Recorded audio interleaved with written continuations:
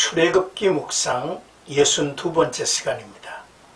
오늘은 23장 20절에서 33절까지 하나님의 명령과 약속이라는 주제이지요. 하나님께서는 이스라엘 백성들에게 가나안 정복을 보장한다는 약속을 주십니다. 이는 순종을 전제로 한 파격적인 약속이라 말할 수 있죠. 먼저 20절에서 23절까지는 내가 사자를 내 앞서 보내요 라는 내용입니다. 하나님은 이스라엘 백성을 약속의 땅까지 보호하시고 인도하시겠다고 하셨습니다. 약속한 땅으로의 여정은 긴 세월 험난하고 어려운 길을 가야 합니다. 그들이 목적지에 다다를 때까지 시련은 그치지 않을 것이고 적들은 계속해서 하나님의 백성들을 공격할 것입니다. 그들은 자주 낙담하고 약해질 것이죠. 그들이 약속의 땅에 도달하기 위해서는 하나님의 도움, 즉 그분의 보호와 인도하심이 절대적으로 필요하죠. 하나님의 백성들에게 하신 첫 번째 위대한 약속이 바로 이것입니다. 만일 그들이 그분의 계명에 순종만 한다면 그분은 그들을 보호하시며 인도하시리라는 것입니다.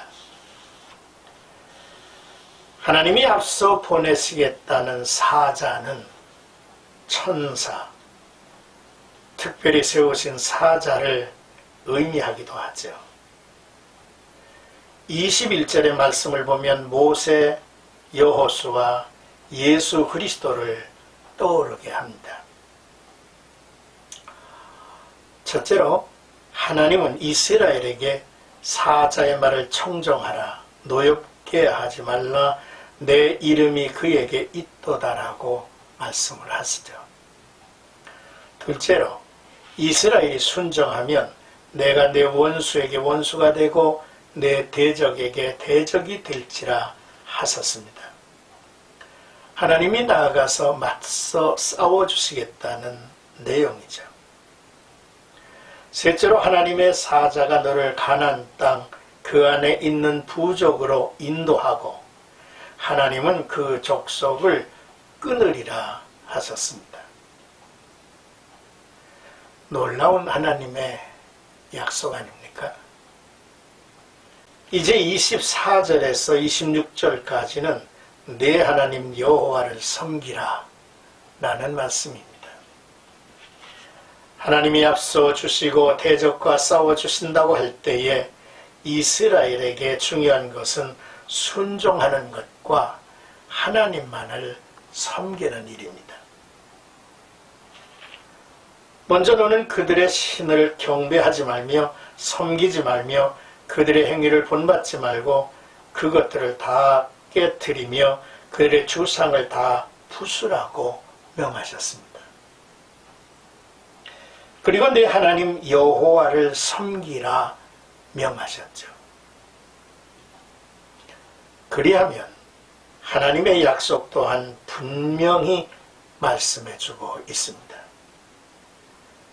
내 하나님 여호와를 섬기라. 그리하면 여호와가 너희의 양식과 물의 복을 내리고 너희 중에서 병을 제하리니 네 나라에 낙태하는 자가 없고 임신하지 못하는 자가 없을 것이라. 내가 너의 날수를 채우리라 하셨습니다. 경건하고 의로운 삶은 인간을 정신적으로나 육체적으로 더 건강하고 활기차게 만듭니다. 양식과 물의 복을 내리고 너희 중에서 병을 제하리라는 약속을 하셨죠. 축복된 삶을 살게 하실 것입니다.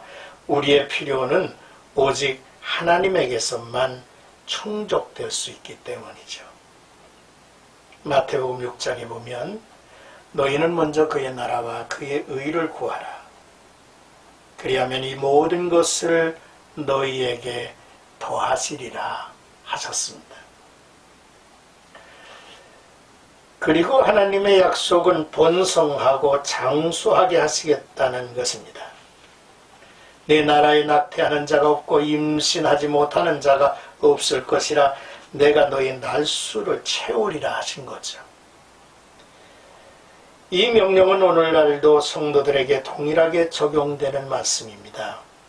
하나님의 이 같은 약속이 있으므로 성도들은 복된 일용할 양식을 구하고 병에서 고침을 받기를 구하고 자녀 손에 축복을 구하고 의미 있는 삶을 이루며 건강하게 장수하기를 원하죠. 하나님은 구하라 하셨고 찾으라 하셨고 두드리라 하셨고 하나님은 들으시리라 하신 것입니다. 이제 27절에서 33절까지는 내가 내 위엄을 내 앞서 보내요 라는 내용이죠. 이제 하나님이 움직이시죠. 위엄이 앞서갔으면 가나안 사람들은 이스라엘과 싸워보기도 전에 그 마음이 녹아내릴 것입니다. 공포와 두려움이 그들을 엄습할 것입니다. 내가 왕보를 내 앞에 보내리니라고 말씀을 하셨죠. 이는 왕볼이 그들을 뒤쫓아갈 때 혼비백산 도망치듯 하리라는 것입니다. 참으로 하나님의 역사는 주도면밀합니다. 하나님은 가나안 사람들을 모두 한꺼번에 몰아내치지는 않을 것이라 했습니다. 이는 혹시 거주하는 사람의 부족으로 땅이 광야로 변하는 것을 막으려는 조치입니다. 하나님의 언약은 물질적인 축복과 함께 연단을 통한 신앙 성숙을 동시에 이루어 가실 것입니다. 그리고 이스라엘 백성들이 차지하게 될 영토의 경계를 정해 주셨죠. 홍해에서 블레셋 바다까지, 광야에서 유브라데스 강까지입니다. 하나님은 그 땅의 주민을 이스라엘 손에 넘겨 쫓아내려 하셨습니다. 이는 앞으로 믿음으로 행할 일이죠. 다윗과 솔로몬 시대에도 차지하지 못한 지역도 있었습니다. 또한 이스라엘은 이곳의 사람들을 멀리하라 하셨습니다. 하나님의 백성들이 거룩하게 살아가는 것을 방해하는 일은 경계해야 합니다. 하나님은 그들과 그들의 신들과 언약을 맺지 말라 하셨죠.